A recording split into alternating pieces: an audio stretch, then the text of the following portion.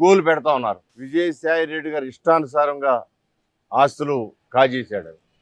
వాళ్ళ అమ్మాయి పెద్ద పెద్ద బిల్డింగులు పగల కొడితే మరి అటు పగల కొట్టారు. ఆ బిల్డింగులు కడితే ఆ బిల్డింగులు పగల కొట్టడం జరిగింది. మరి అక్కడ కబ్జా కాకపోతే ఎట్ట పగల కొట్టారు అంటే వాళ్ళ అమ్మాయి కబ్జా చేస్తే ఈయన ఖాతాలోకి రాదా? ఈయన ధైర్యం చూస్తుంది కదా వాళ్ళ అమ్మాయి కబ్జా చేసింది.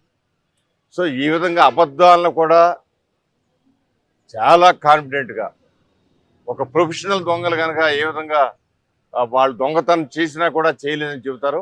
ఆ విధంగా జగన్మోహన్ రెడ్డి గారి దగ్గర నుంచి కింద నాయకుల వరకు చెప్పడం జరుగుతుంది. మన జగన్మోహన్ రెడ్డి గారు అంటా ఉన్నారు, ₹2.95 నేను కరెంటు కొంటే నాకు శాలువా కప్పాలి, అవార్డు ఇవ్వాలి, లేదా బిరుదు ఇవ్వాలని చెబుతున్నారు. ఆ రోజు 190కి అవైలబుల్ ఉంటే కరెంటు 295కి ఎందుకు కొన్నారు అంటే 295 పాత రేట్లు లెక్కటి చెబుతా ఉన్నాడు ఆయన. నాకు తెలిసి సోలార్ వచ్చినప్పుడు మొట్టమొదటి రోజులో ₹17 పడింది. ఇవాళ దాని టెక్నాలజీ పెరిగిపోయి